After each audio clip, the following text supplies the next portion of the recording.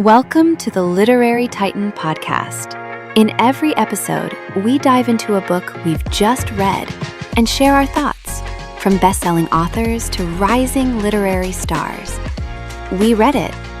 Now let's talk about it.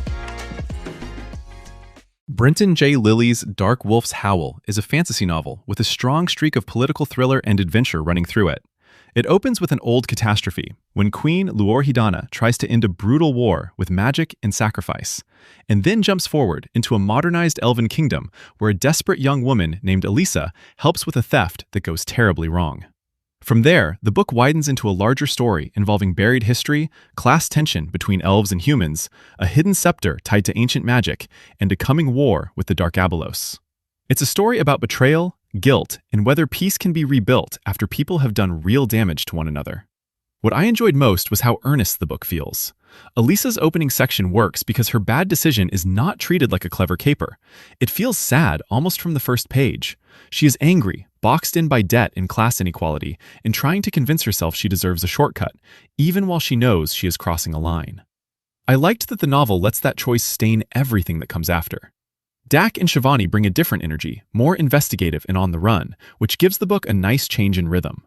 Sometimes the prose is blunt, and sometimes the dialogue lands a little more directly than naturally, but there's also something refreshing about how plainly the book says what it means. It is not coy about honor, trauma, corruption, or regret. It puts those things on the table and makes the characters wrestle with them. I also found myself respecting the author's bigger choices, especially the way the novel keeps circling back to history as something alive and dangerous. The old war is not just backstory. It leaks into the present and shapes who gets power, who gets blamed, and who is allowed to tell the story of the past. That gave the book more weight than a straightforward quest fantasy. Elisa's arc especially pulled me in. Her movement from reckless desperation toward a genuine understanding of sacrifice and redemption gives the novel its emotional spine, and by the end, I felt the book had earned its seriousness. This is a novel that wears its heart on its sleeve. If a reader wants subtle ambiguity at every turn, this may feel a bit too open-handed. I didn't mind that much. In a book this driven by conscience, shame, loyalty, and grief, the directness often works. By the time I finished Dark Wolf's Howl, I came away thinking it would most appeal to readers who enjoy fantasy that mixes ancient magic and invented history with modern institutions, armed intrigue, and a very human redemption story.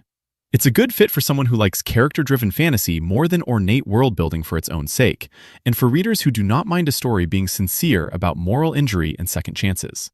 I would especially recommend it to people who enjoy fantasy adventures with political tension, emotional stakes, and a final stretch that leans hard into sacrifice and aftermath rather than easy triumph.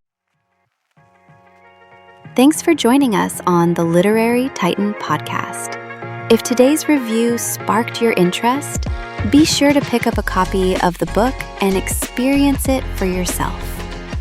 If you enjoyed the episode, don't forget to subscribe, leave a rating, or share it with a fellow book lover. Until next time, keep reading, not just to escape, but to grow.